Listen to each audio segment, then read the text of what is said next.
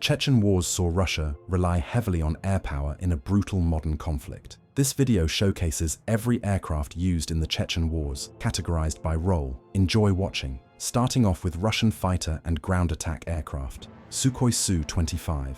Built specifically for battlefield support, this aircraft was heavily used in low-altitude attack missions. It delivered rockets, bombs, and cannon fire against fortified positions. Its armored cockpit and rugged design allowed it to survive intense ground fire. Sukhoi Su-24. Designed for high-speed, low-level penetration, this aircraft carried out precision and area bombing missions. It was used to strike infrastructure, supply routes, and harden targets. Its terrain-following capability made it effective in all-weather operations. Sukhoi Su-17. A variable sweep-wing design, this aircraft was employed in ground attack roles during the early phase of operations. It delivered unguided munitions against insurgent positions. Limited survivability led to its gradual replacement by more specialized platforms. Mikoyan MiG-23. Originally designed as an interceptor, this aircraft was adapted for strike missions. It carried bombs and rockets for ground attack, though its effectiveness was limited in mountainous terrain. Operational use declined as more suitable aircraft took over. Mikoyan MiG-27. Optimized for attack missions, this aircraft featured a powerful cannon and reinforced airframe. It was used in strike roles during early operations. Accuracy and survivability issues restricted its long-term use in the conflict. Now moving to long-range bombers used for standoff and deep strike missions. Tupolev Tu-22M. Designed for long-range strike missions, this bomber was used to deliver heavy conventional payloads from outside hostile airspace. It targeted infrastructure, supply routes, and fortified areas. Its speed and range allowed Russia to apply pressure without exposing aircraft to dense ground fire. Tupolev Tu-95. Originally built for nuclear deterrence, this bomber saw limited use in a standoff role. It launched cruise missiles from well outside contested zones.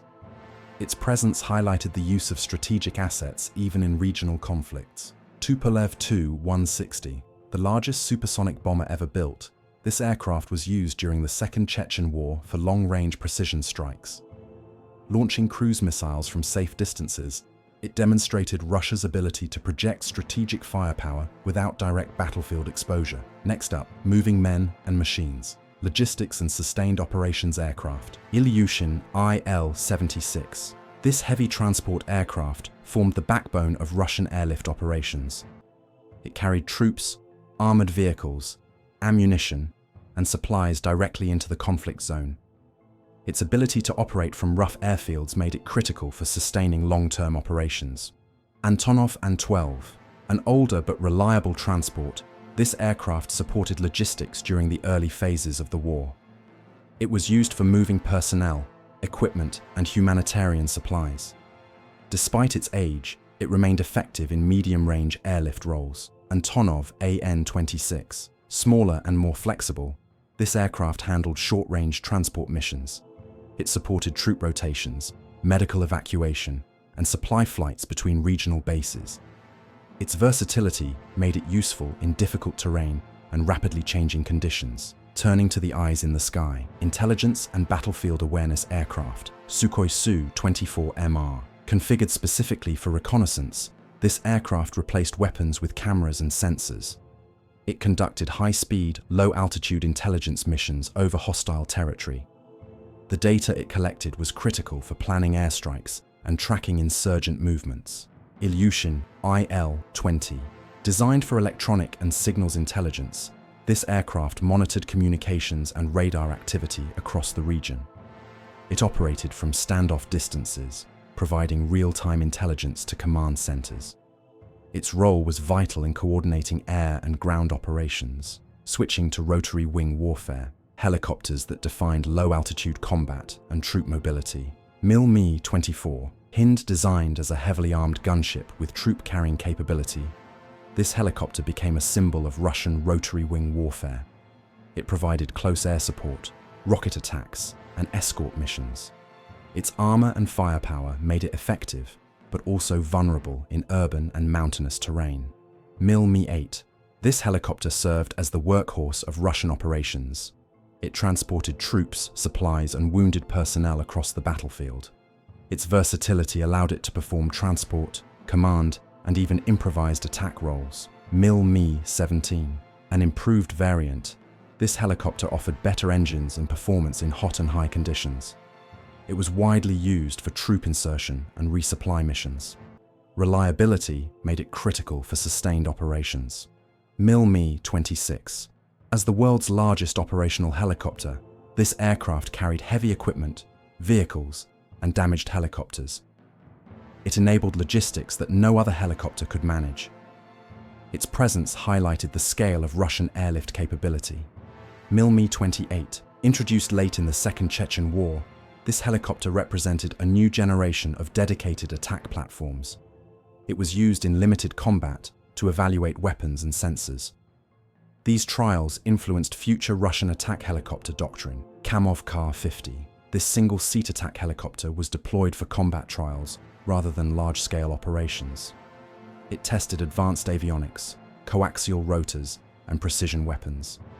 Lessons learned shaped later Kamov helicopter designs, away from the spotlight. Lesser-known helicopters that supported operations. Mi-2. This light helicopter was used mainly for liaison, short-range transport, and command duties. It moved officers, messages, and small cargo between bases. While lightly armed, its value lay in flexibility rather than combat power. Kamov-Ka-27. Originally designed for naval operations, this helicopter was adapted for limited utility and transport roles on land. It supported troop movement, logistics, and coordination tasks. Its deployment showed how naval aviation assets were repurposed for ground conflicts. Kamov-Ka-29. Built to support naval infantry assaults, this helicopter carried troops and provided suppressive fire. In Chechnya, it was used in niche assault and support roles rather than large-scale operations. Its heavy armor made it suitable for high-risk insertions. Now moving to aircraft that coordinated operations and enabled special missions. Ilyushin Il-22. Configured as an airborne command and control platform, this aircraft coordinated air and ground operations from the sky. It acted as a flying headquarters, managing communications and relaying orders in real time. In Chechnya's complex battlefield, maintaining command continuity was critical. Ilyushin Il-76MD. This variant of the heavy transport aircraft was used for special forces insertion and large-scale logistics. It moved troops, equipment, and supplies rapidly into operational zones. Its payload capacity and range made it essential for sustaining prolonged operations. Next up, early unmanned systems tested in a real combat environment. Tupolev Tu-143 Rays. This early reconnaissance drone was designed for short-range battlefield intelligence. During the Chechen Wars, it was used in limited trials to gather imagery over hostile areas. Its deployment reflected early Soviet experimentation with unmanned reconnaissance long before modern UAV warfare. Tupolev Tu-141 stridged larger and longer range than the Tu-143. This drone was originally built for deep reconnaissance missions. In Chechnya, it saw only experimental or evaluation use rather than sustained operations. These trials highlighted both the potential and limitations of early unmanned systems.